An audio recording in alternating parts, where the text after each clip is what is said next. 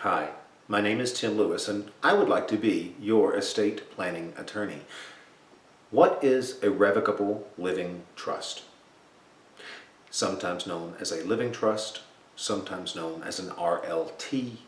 A revocable living trust is a legal entity created and memorialized in some form of writing. It's a written agreement wherein the person who is setting up the trust, the trustor, or the settlor, or the grantor, or the trust maker. All of these words can be used interchangeably. I'm going to say trustor to mean the person who's setting up the trust. In the event of spouses setting up a revocable living trust, the trustors. But the trustor will set up the revocable living trust and will appoint a trustee who will manage that trust and the assets that the trustor funds the trust with. Typical assets are the trustor's residence, the trustor's financial accounts, usually not the IRAs, usually not retirement accounts, but the trustor will theoretically at least fund the revocable living trust, and the trustee will manage those assets for the benefit of the trustor during the trustor's lifetime. It is a revocable living trust because the trustor gets to act as the trustee as well as the beneficiary, so long as the trustor is competent to do so. The trustor can always revoke, amend, alter, or pull back the assets that have been placed into the trust.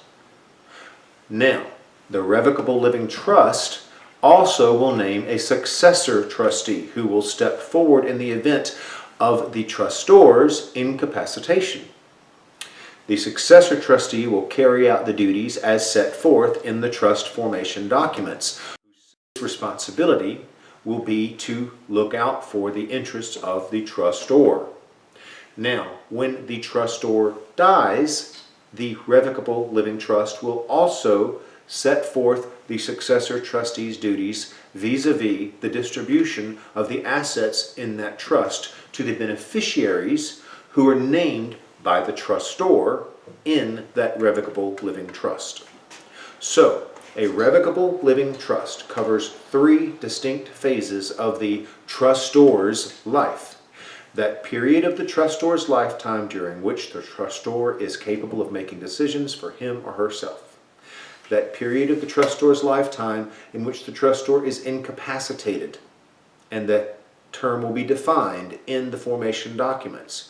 But there's the second phase, when the trustor is incapacitated and cannot make decisions for him or herself. The third phase is the trustor's passing. When the trustor dies, the successor trustee will carry out the terms of the trust on behalf of and with fiduciary responsibility to the beneficiaries who are named in the trust by the trustor.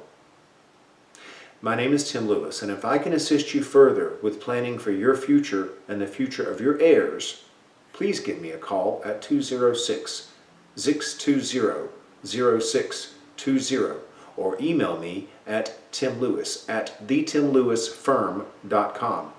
I'm here to help.